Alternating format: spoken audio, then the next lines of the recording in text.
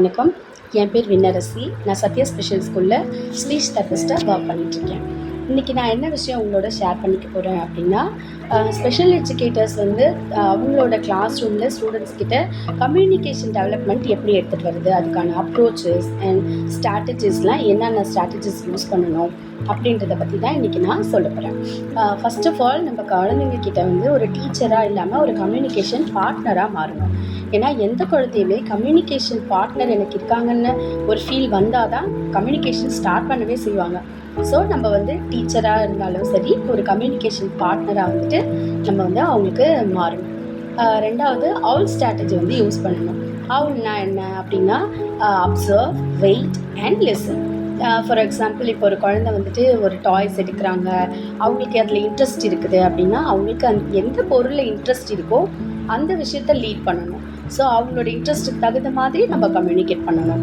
அடுத்தது, நம்மளோட கம்யூனிகேட் பண்ணுறோம் இல்லை விளையாடுறோம், எப்படி இருந்தாலும் நம்ம ஒரு 5 to 10 minutes குழந்தைக்கு டைம் கொடுக்கணும்.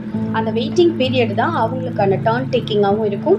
ப்ளஸ் என்னோட ரெஸ்பான்சிபிலிட்டி இருக்குது, நான் அங்கே ஒரு ஆன்சர் பண்ணணும், ஒரு ரிப்ளை பண்ணணுன்றது குழந்தைங்களுக்கு அப்போ தான் புரியும். அதுக்கப்புறம் லிசன் பண்ணணும். நம்ம இன்ட்ராக்ஷன்லேயும் சரி, கிளாஸ் ரூம் ஆக்டிவிட்டீஸ்லேயும் குழந்தைங்க எந்த விதத்தில் ஒரு கம்யூனிகேஷன் ட்ரை பண்ணுறாங்க. ஃபார் எக்ஸாம்பிள், கெஸ்டராக இருக்கலாம், பாயிண்டிங்காக இருக்கலாம், இல்லை ஐபால் மூமெண்ட்டாக இருக்கலாம். அந்த மாதிரி எந்த மோட் ஆஃப் கம்யூனிகேஷனை ட்ரை பண்ணுறாங்கன்றதை நம்ம மைன்யூட்டாக வாட்ச் பண்ணணும். So observe, wait and listen, அது ரொம்ப இம்பார்ட்டண்ட். தேர்ட், நம்ம ரொம்ப எனி டைம் கொஸ்டின் கேட்டுகிட்டே இருக்கக்கூடாது குழந்தைங்கிட்ட. இது என்ன, அது என்ன, அந்த மாதிரி கேள்விகள் கேட்கறதுக்கு பதிலாக நம்ம கமெண்ட் பண்ணலாம்.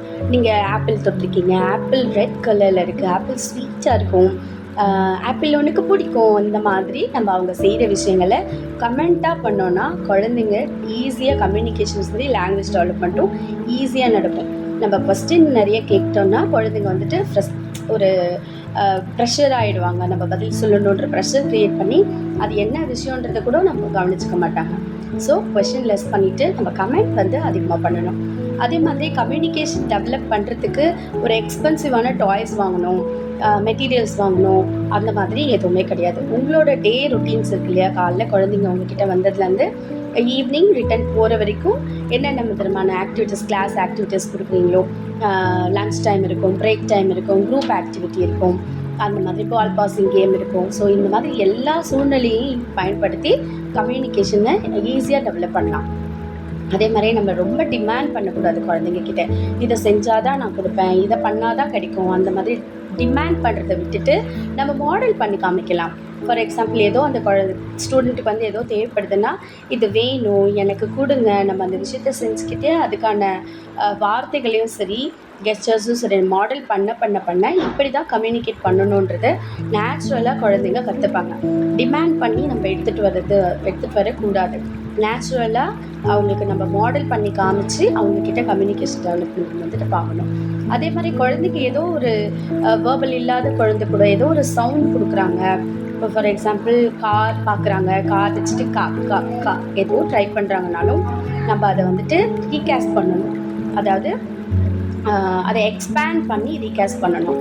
இப்போது அது கார், வெரி குட், கார் சொல்கிறீங்க, காருக்காக இந்த சவுண்ட் கொடுக்குறீங்க, கரெக்டாக, ஆல்மோஸ்ட் கரெக்டாக சொல்லிட்டீங்க, சூப்பர் அப்படின்ற மாதிரி சைல்டை என்கரேஜ் பண்ணணும். அதுக்கு பதிலாக நீ தப்பாக சொல்லிட்ட, இதை மாற்றி சொல்லு, இது அது கிடையாது, இந்த சவுண்ட் இல்லை, கார் சொல்லு, அந்த மாதிரி நம்ம சொல்லக்கூடாது. எப்போதுமே சைல்டு என்ன ஒரு சின்ன சவுண்ட் கொடுத்தாலும் அதை எக்ஸ்பேண்ட் பண்ணி, இல்லை ஒரு சிங்கிள் வேர்டில் இருந்தாலும் அது 2 வேர்டுக்கு நம்ம எக்ஸ்பேண்ட் பண்ணலாம். எக்ஸ்பேண்ட் பண்ணி நம்ம குழந்தைகிட்ட அப்ரோச் பண்ணணும். அதுக்கப்புறமா ஒரு ஏஎஸ்சி கரெக்டாக நம்ம யூஸ் பண்ணணும் எல்லா இடத்துலையும். ஏன்னா ஏற்கனவே ஏஎஸ்சி பற்றி பேசியிருக்கோம். ஏஎஸ்சி மஸ்ட் யூஸ், எந்த ஹெசிடேஷனும் இல்லாமல் ஏஎஸ்சி யூஸ் பண்ணணும்.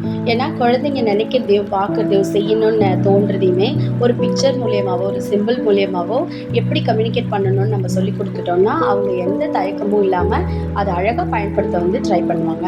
அந்த மாதிரி குழந்தைங்க ட்ரை பண்ணும்போது நம்ம அவங்கள நிறைய என்கரேஜ் பண்ணணும். அழகாக எனக்கு தெரியப்படுத்திட்டீங்க, அவங்களுக்கு இது தேவை இருக்குன்னு எனக்கு புரிஞ்சிருச்சு அப்படின்ற மாதிரி நம்ம குழந்தைய நல்லா என்கரேஜ் பண்ணணும். அடுத்த லாஸ்ட் பாயிண்ட் என்னென்னா, டீம் கொலாபரேஷன் ரொம்ப முக்கியம். ஒரு குழந்தைக்கு எத்தனை சர்வீஸ் கிடைக்குதோ, இப்போ speech therapy, physiotherapy, occupational therapy, எந்தெந்த சர்வீஸ்லாம் குழந்தைக்கு கிடைக்குதோ அந்தந்த தெரபிஸ்ட்டோட ஆஸ் அ கிளாஸ் டீச்சராக நீங்கள் ஒரு கொலாபரேஷனில் இருக்கணும். ஃபார் எக்ஸாம்பிள் இப்போ நான் ஸ்பீச் தெரபிஸ்ட்டாக இருக்கேன், என்னோட ரோல் வந்து கரெக்டாக நான் கைட் பண்ணணும், அதே மாதிரி குழந்தைக்கு கரெக்டான மாடல் பண்ணணும், நிறைய கோச் பண்ணணும், அதுக்கப்புறம் ஒரு கிளாரிஃபையான கம்யூனிகேஷன் கோல்ஸை வந்து செட் பண்ணி உங்களுக்கு நான் வந்துட்டு தெரியப்படுத்தணும். அதே மாதிரி ஆஸ் அ டீச்சராக, ஸ்பெஷல் எஜுகேட்டராக உங்களோட ரோல் என்ன அப்படின்னா எவ்ரிடே சுச்சுவேஷனில் அதை நீங்கள் இம்ப்ளிமெண்ட் பண்ணணும். கரெக்டாக இம்ப்ளிமெண்ட் பண்ணிங்கன்னா நல்ல சேஞ்சஸ் நம்ம வந்து பார்க்கலாம். அதே மாதிரி குழந்தைங்க கிட்ட இருக்கிற சேஞ்சஸை வந்து மைன்யூட்டாக நோட் பண்ணணும். கம்யூனிகேஷனில் சேஞ்சஸ் இருக்குது, இல்லை ஏதோ ஒரு ஸ்கில்லில் சேஞ்சஸ் இருக்குன்னா அதை கரெக்டாக வந்துட்டு மைன்யூட்டாக நோட் பண்ணிவிட்டு அதுக்கப்புறம் அதே மாதிரி ஃபீட்பேக்ஸை வந்து ஷேர் பண்ணணும்.